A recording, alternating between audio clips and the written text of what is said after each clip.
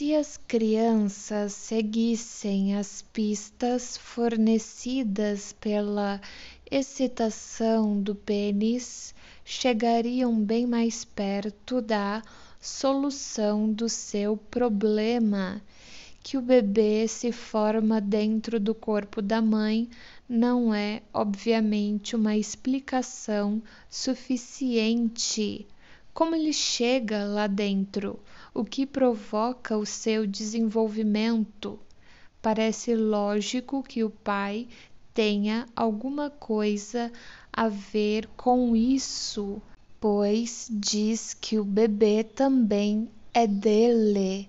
O pênis também desempenha certamente algum papel nesses misteriosos acontecimentos, como comprova a excitação desse órgão, que acompanha tais atividades mentais da criança.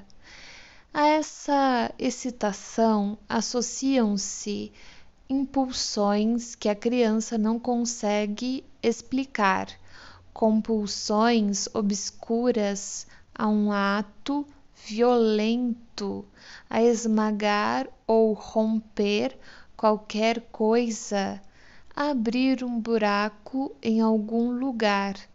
Mas, quando parecesse assim bem encaminhada para descobrir a existência da vagina e inferir que a penetração do pênis paterno na mãe foi o ato que gerou o bebê no corpo desta travessão. Nesse momento crítico, a criança perplexa e impotente é obrigada a interromper sua investigação. O obstáculo que impede que ela descubra a existência de uma cavidade que acolhe o pênis é a sua própria teoria de que a mãe possui um pênis como um homem.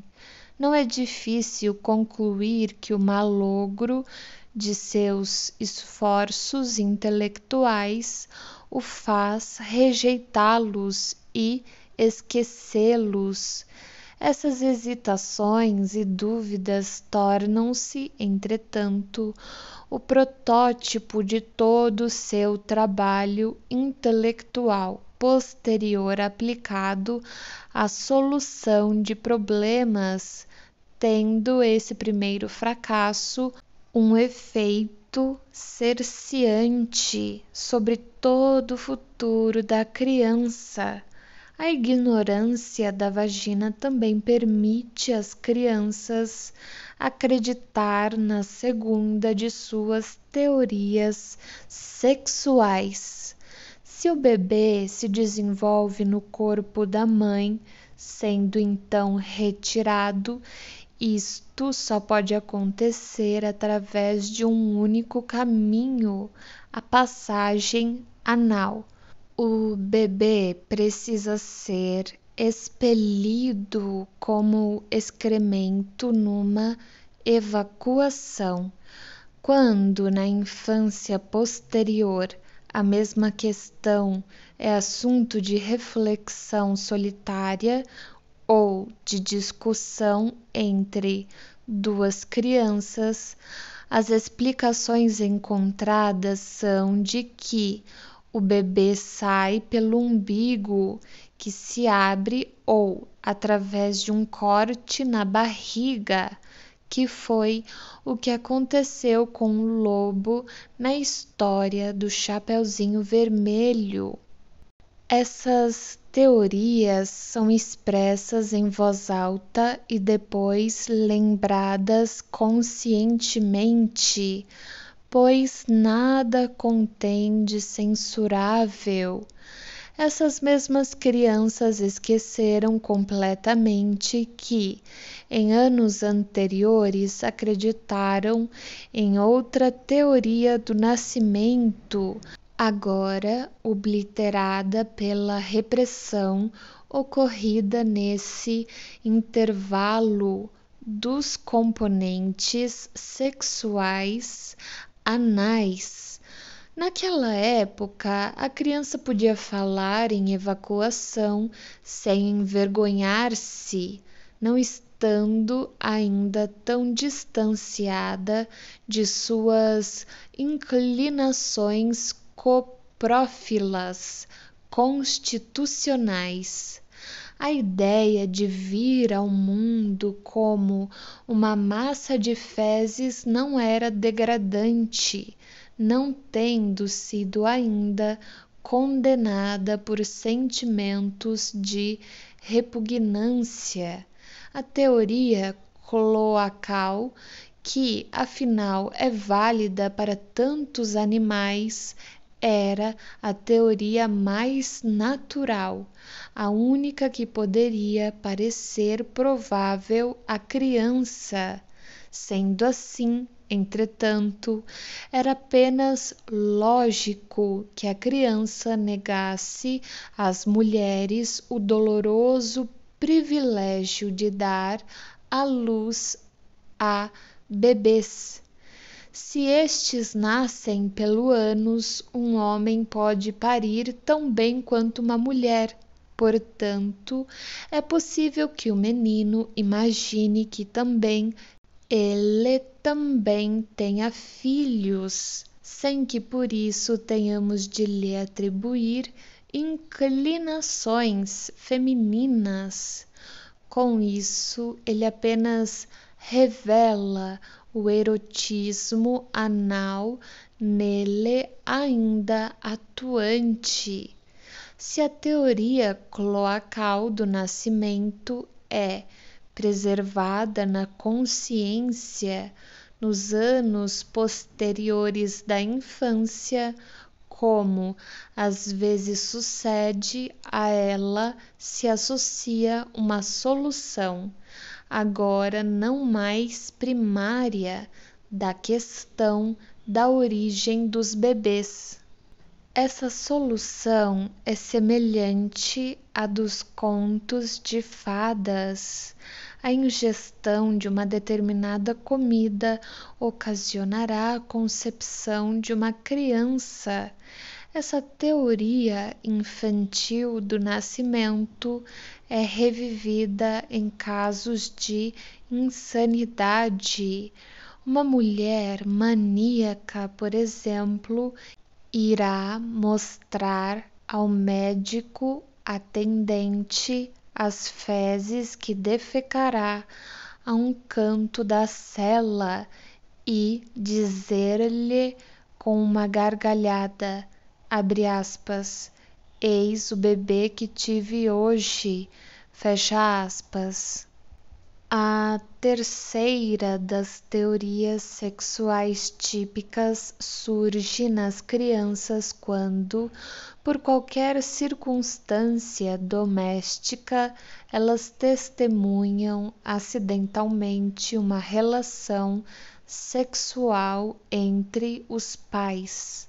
Sua percepção dos acontecimentos é fatalmente muito incompleta, quaisquer que tenham sido os detalhes que atraíram sua atenção, travessão, as posições das duas pessoas, os ruídos ou qualquer circunstância acessória, travessão. A criança chega sempre à mesma conclusão, adotando o que se poderia chamar de uma concepção sádica do coito. Ela o encara como um ato imposto violentamente pelo participante mais forte ao mais fraco.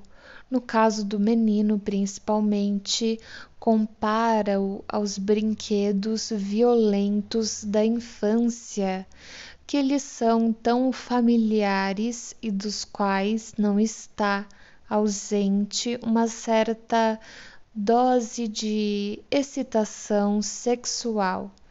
Não consegui certificar-me se a criança vê neste comportamento que testemunhou entre seus pais o elo que, lhe faltava para solucionar o problema dos bebês. É bem provável que não percebam essa conexão pela simples razão de que interpretam o ato de amor como sendo um ato de violência. No entanto, essa concepção dá a impressão de um retorno ao obscuro impulso para um comportamento cruel, que se associou às excitações do pênis da criança no momento em que ela principiou a refletir sobre a origem dos bebês. Não podemos também excluir a possibilidade de que esse impulso sádico prematuro que quase levou à descoberta do coito emergiu sob a influência de lembranças extremamente obscuras das relações sexuais dos pais, cujo material não utilizado na época foi obtido pela criança em seus primeiros anos, quando ainda compartilhava do quarto dos pais.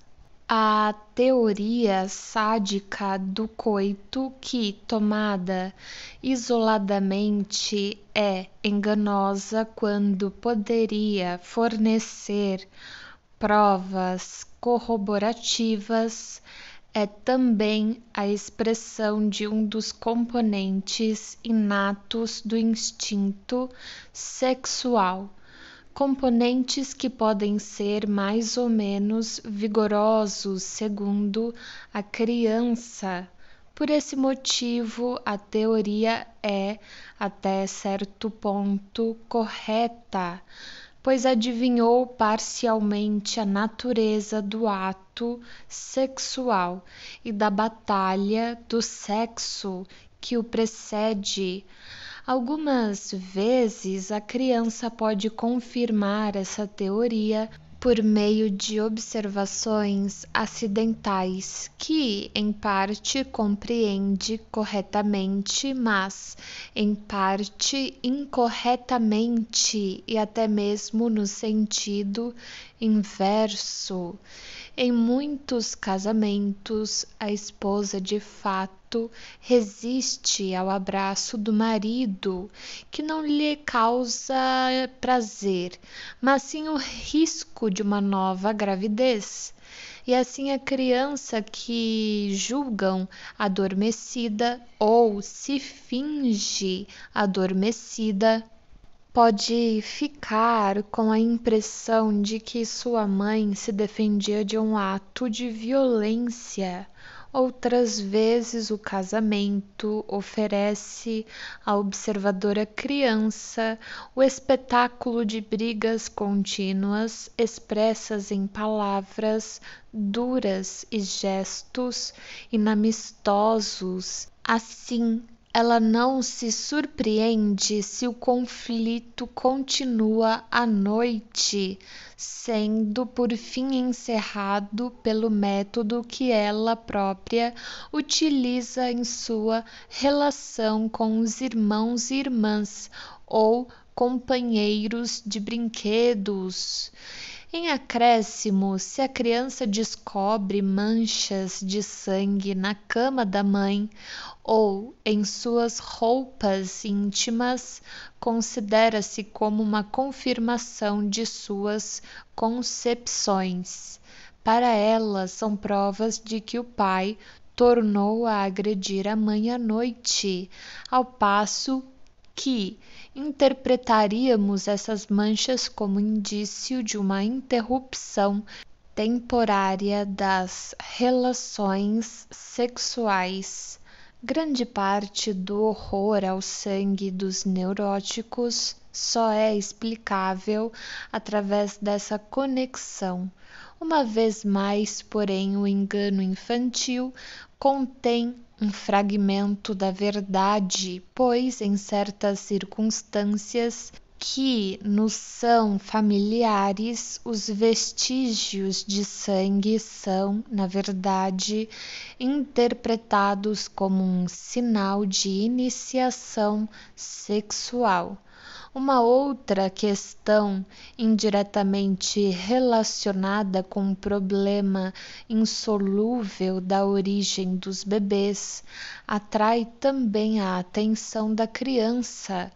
A questão da natureza e do conteúdo do estado do casamento.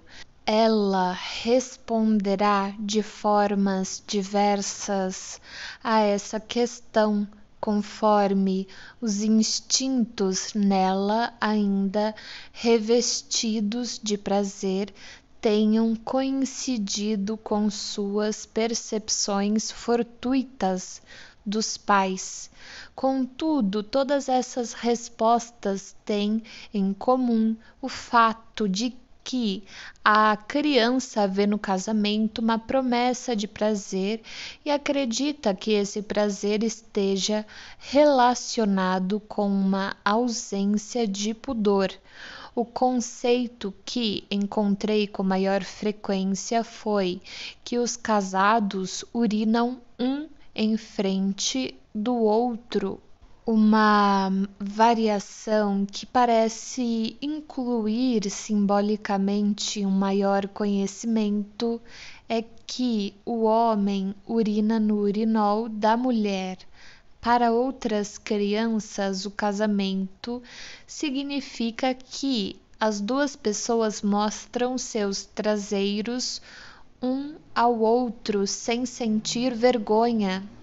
Uma menina de 14 anos, já menstruada, de quem a educação conseguira afastar o conhecimento sexual, deduziu da leitura de alguns livros que o casamento consistia na mistura de sangue.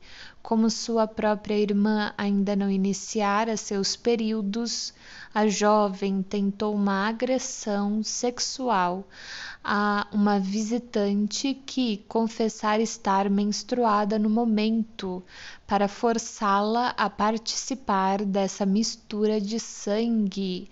As teorias infantis a respeito do casamento, retidas com frequência pela memória consciente, têm grande significação na sintomatologia de doenças neuróticas posteriores.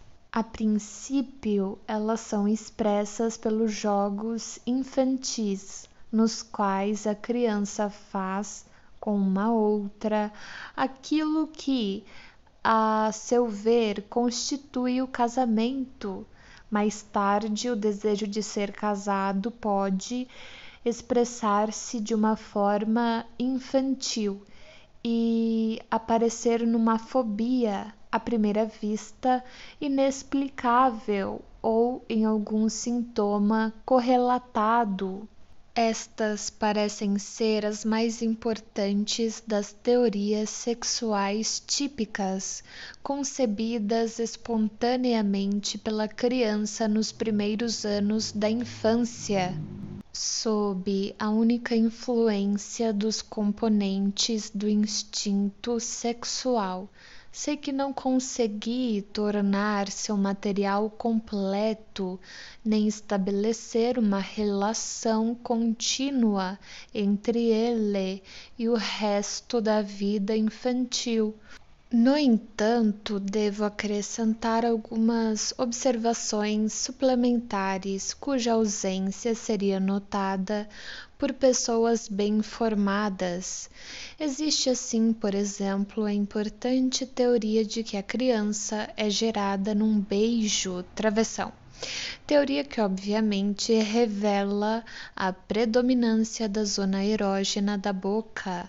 Que eu saiba, essa teoria é exclusivamente feminina e algumas vezes mostra-se patogênica em meninas cujas pesquisas sexuais foram sujeitadas a inibições fortíssimas na infância.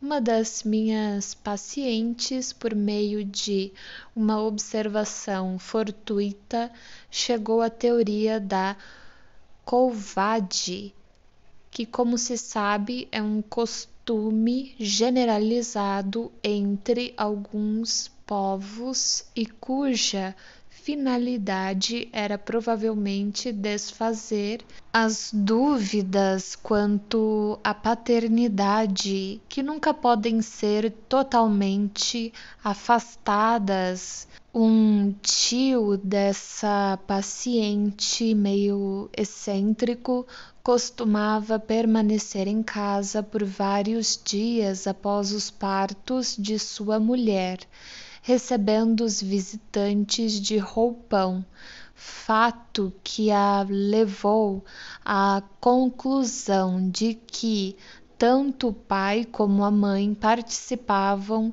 do nascimento da criança e precisavam repousar. Mais ou menos aos 10 ou 11 anos, as crianças começam a ouvir falar de assuntos sexuais. Uma criança que cresceu numa atmosfera social menos inibida ou que teve melhores oportunidades de observação, conta às outras aquilo que sabe, pois isso a faz sentir-se amadurecida e superior. Os conhecimentos que as crianças adquirem dessa forma são, na maior parte, corretos, isto é, elas descobrem a existência da vagina e sua finalidade. No mais, porém, as revelações que trocam entre si são frequentemente mescladas com ideias falsas e resíduos de teorias sexuais infantis anteriores. Essas revelações nunca são completas ou suficientes para resolver o problema básico. Agora é o desconhecimento do sêmen como era anteriormente o desconhecimento da vagina, o obstáculo para a compreensão de todo o processo. A criança não pode adivinhar que o órgão sexual masculino excreta outra substância que não a urina. Ocasionalmente, uma jovem inocente ainda fica indignada na noite de núpcias pelo fato de o marido urinar dentro dela. Essa informação adquirida nos anos pré-puberdade, seguem-se novas tentativas de investigação sexual por parte da criança, mas as teorias que ela agora concebe não têm mais aquele caráter típico e original das teorias primitivas dos primórdios da infância, quando os componentes sexuais infantis podiam ser expressos sem inibições e sem alterações. Os esforços intelectuais posteriores das crianças para decifrar os enigmas do sexo não me parecem dignos de atenção, nem possuir alguma significação patogênica. Sua variedade depende, sem dúvida, principalmente da natureza do esclarecimento que a criança recebe, mas sua significação reside antes no fato de despertarem os traços que se tornaram inconscientes do primeiro período infantil de interesse sexual. Assim, É frequente que a essas investigações se associe uma atividade sexual masturbatória e um certo grau de afastamento emocional dos pais. Daí o juízo condenatório de alguns professores de que o esclarecimento nessa idade corrompe as crianças. Vou oferecer-lhes agora alguns exemplos que mostram quais os elementos que integram essas especulações tardias das crianças sobre a vida sexual. Uma menina soubera por seus colegas que o marido dá à esposa um ovo que ela choca no interior do corpo. Um menino, ao ouvir a mesma história, identificou esse ovo com o testículo, que em alemão é vulgarmente conhecido pela mesma palavra, entre colchetes, ei, e empregou todos os esforços mentais para descobrir como o conteúdo do escroto poderia ser constantemente renovado. A informação recebida raramente é suficiente para prevenir o aparecimento de dúvidas importantes sobre os efeitos sexuais. Assim, uma menina pode imaginar que o coito só ocorreu uma única vez, durando, entretanto, muito tempo, 24 horas, e que todos os bebês do casal provêm dessa única ocasião. Poder-se-ia supor que essa criança obteve seus conhecimentos dos processos reprodutivos de certos insetos, mas essa hipótese não se confirmou. A teoria emergira como uma criação espontânea. Outras meninas ignoram a duração da gestação, a vida no útero e supõem que o bebê aparece imediatamente após a primeira noite das relações sexuais. Marcel Prévost utilizou esse equívoco juvenil numa divertida história que aparece em uma das suas Lettres de Femmes. As pesquisas sexuais posteriores de crianças ou de adolescentes que permaneceram no estágio infantil ofereceram um tema quase inexaurível que apresenta um certo interesse geral, mas que no momento está um tanto fora do meu interesse.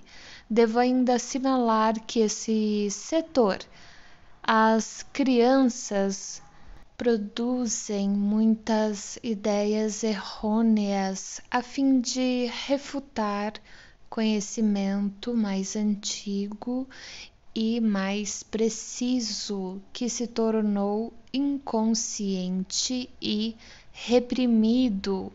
O modo pelo qual as crianças reagem à informação recebida também é significativo. Em algumas, a repressão sexual está tão adiantada que elas não dão ouvidos a nada. Essas crianças conseguem permanecer ignorantes mesmo na vida adulta. Travessão. Aparentemente ignorantes, pelo menos travessão, até que na psicanálise de neuróticos o conhecimento originado na primeira infância vem à luz. Sei também de 2 meninos entre 10 e 13 anos que, ao receberem informações sexuais, rejeitaram-nas com as seguintes palavras, abre aspas, seu pai e outras pessoas podem fazer isso, mas tenho certeza de que meu pai nunca o faria, fecha aspas. Mas, por mais diversas que sejam as reações posteriores das crianças à satisfação de sua curiosidade sexual, podemos supor que nos primeiros anos da sua infância sua atitude era absolutamente uniforme e ter a certeza de que nesse período todas elas tentaram ansiosamente descobrir o que os pais faziam um com o outro para terem bebês.